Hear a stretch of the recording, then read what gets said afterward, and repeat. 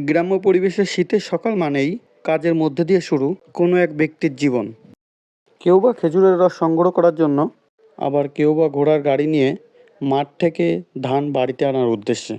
এই গাড়ির একটা ঘোড়ার গাড়ি থাকে তাদের নিজস্ব, আর বাকিগুলো থাকে কিছু ভাড়া করা। কিছু টাকার বিনিময়ে তারা ধান পৌঁছে দেয় তাদের মালিকের বাড়িতে। আবার কেউ বা ভাড়ায় চালিত ভ্যানে করে ধান বাড়িতে নিয়ে যাওয়ার উদ্দেশ্যে। আবার কারো বা ধান পেকে আছে মাঠে ভরা জমিতে। কেউ বা ধান কেটে বাড়ির উদ্দেশ্যে রওনা দিয়েছে। কেউ বা জমিতে সোনালি ফসল এখনও কাটতেছে। আবার কেউ বা ধানের বোঝা মাথায় করে ধান রাস্তায় আনতেছে। আবার কেউ বা ধান বাড়িতে নেওয়ার জন্য রাস্তার পাশে এক করেছে।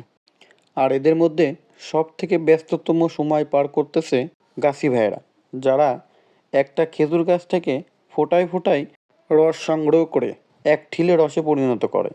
তারাই সব থেকে এখন ব্যস্ত সময় পার করতেছে। আসলে এক ফোঁটা রস সংগ্রহ করা যে কত কষ্টের, তা একজন চাষি ভাই সব থেকে ভালো বোঝে, যা আমার আপনার কল্পনারও বাইরে।